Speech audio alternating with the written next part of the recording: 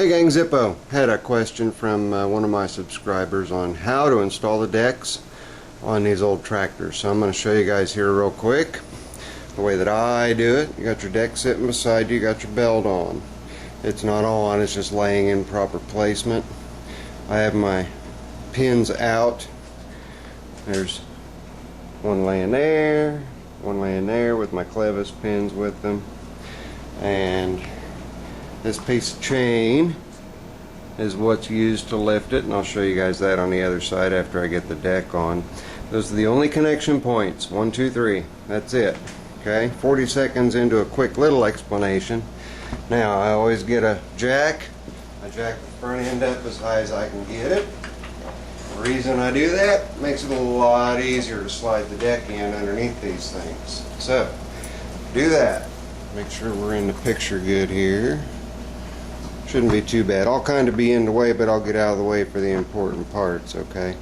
The jack is only so I can get the deck under the tractor. I'll just slide it.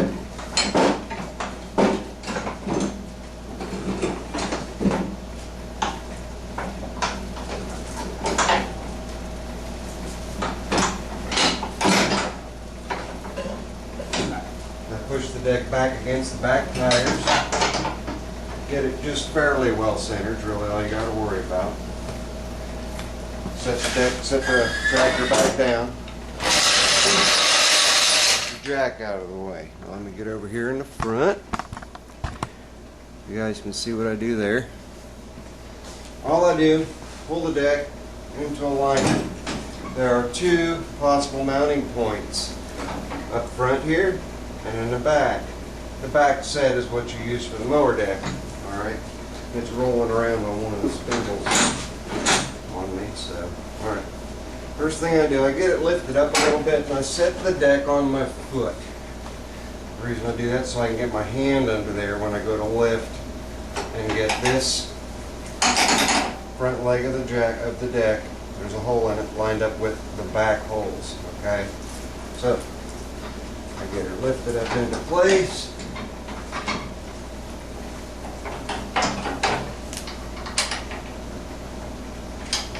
Set the first pin. Don't worry about the clevis yet. Come over to the other side. And make sure I've got plenty of leverage because I've got a bad back and a bad neck, so I got to be kind of careful. Pull it forward or whatever direction you need to get your hole lined up. Get the second pin in if you want. You go ahead and set your clevis pins in now. Right there. I always set them from the front. That way if I run into any brush or anything, I'll just push it further on the pin instead of possibly popping it out of the pin. So that takes care of the front. Let's come around to the side. Around to the side here. And this part of your lift lever, if you don't have that, you'll need it. It's about an 8 or 9 inch long piece of steel, about 1/4 of an inch thick. It's got a hole in one end, hole in the other. One bolts to the lower, hole on your lift arm. You got another hole at the other end. Now I just use a quick D-link, pop it through there, and tighten it on. There are other ways to do it. There is the stock way to do it, which uses another pin like on the front end of the tractor. And the last thing we've got to do is get the belt on, and get the belt on going in the right direction.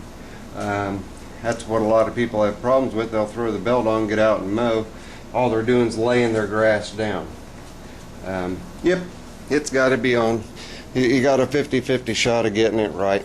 What I do to make it easy on me is, I'm going to show you here, and still after all the years of having these things, I still get tripped up a little bit on them. So I come over, I look at the grooves on the back, so make sure this is in the picture here. Look at the grooves on the back side of my bevel gearbox on the opposite side of my mid PTO. And there's grooves in it for wrapping a rope around it. Well, that tells me that it turns towards the front. So in turning towards the front with my mid-PTO lever engaged, that rolls the top of my pulley forward. So I do know that my blades run clockwise. My edge is facing the back on each of the blades. Well, I say facing the back, one's facing back, one's facing front. These blades turn, counterclockwise. So you need to make sure that when you put the belt on that you're running, I don't even know that that's probably not in the picture right now, so let me lower this down a little bit and get everything in the picture nice and good for you guys. Hang on. This is fun. You're getting to look at all kinds of stuff while I adjust my tripod. Okay, let's see what we got here. Yep, you see the belt. Alright, up here, which is kind of hard to see, but there's the front pulley. That's the pulley on the deck. You've got your belt. Put your belt on the pulley, and again remember that you want the pulley to turn counterclockwise, which will rotate your blades counterclockwise. In order to do that correctly, you have to come off of the top of your pulley on your mid-PTO. To lift your mid-PTO lever off, you saw I lifted it off. That gives me slack in my belt here. Okay, and on the opposite side, I can actually get a little bit of leverage. You can see how I've got a hold of the belt. I've got it twisted so that the far side is going to come across the top of the pulley. The closed side is going to ride towards the bottom. Alright? Then I grab my PTO. It's spring loaded, so you can pull it forward. I pull it forward. I get it on the small pulley first, just to make it easier on me. And then I pull the top of the belt up over and just rotate the mid-PTO until the belt falls into place. It's just fallen into place. Now, I'll put annotations in the video showing what length this belt needs to be and what length this belt needs to be. Now, if this belt's 1 inch short, that belt will need to be 1 inch long. You can interchange and use different belts and set your lash so that you've got good tension on your mid-PTO. With belts that are 1 inch longer or 1 inch shorter, and still be okay on your deck as long as your deck belt's 1 inch shorter or 1 inch longer to compensate for the difference here. The two balance themselves out. Without the deck on, this will not engage. There's nothing pulling the PTO forward. That's what keeps the tension on your deck belt, is the spring on the PTO that allows you to pull it forward to get the belt on. Then the belt comes around it and creates a spring force against the PTO. So I can move the PTO forward like this and it loosens the belt up. You can see it loosening up the belt there. Okay. Even with it engaged, I can still do the same thing. I can pull it forward and create a little bit of looseness on this belt. But if you notice up here, it compresses. You heard the squeaking, hopefully. It compresses, and this is key. You need to make sure that when you do this, that your gap, when engaged, when your mid-PTO is engaged, that you've got a gap of about roughly 7/16 to a ½ inch right here. Okay, that's going to allow it to compress and relax as the deck moves up and down and twists side to side.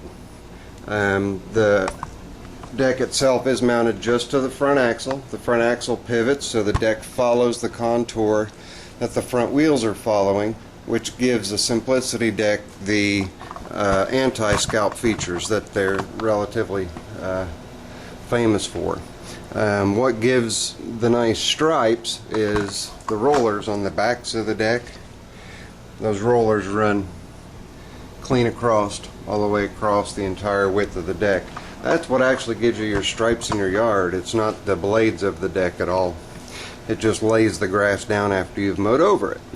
So I'm in 10 minutes. I hope that this, I think, is that 10 minutes? Yeah. I hope that this clears up any concerns on how to get the deck mounted. Like I said, I will get the belt links for you. Now, this is applicable to the early body styles. When you get into the flat hoods instead of the round hoods, or you get into like way over there in the back, the 3416H, it's a whole different ballpark, whole different story. And I do not have a deck to mount to that, nor is the PTO on the 3416H. So go to Simple Tractors or to Michael's Tractors, have those guys give you a hand. They can pretty well explain what's going on and how to get one mounted. But I hope that helps out. That's how you mount a deck. 42-inch only, unless you have a flat hood that has a variable drive or a hydrostatic transmission. Then you have 4 extra inches in the frame length, and that allows you to put the larger decks on. You cannot put the larger decks on the standard 3-speed gearbox with no variable drive or no hydro. So there you go. There's my ugly old B10. It's got the mower deck mounted. I think I'll go out and do some mowing. This is Zippo. Later. I'm out.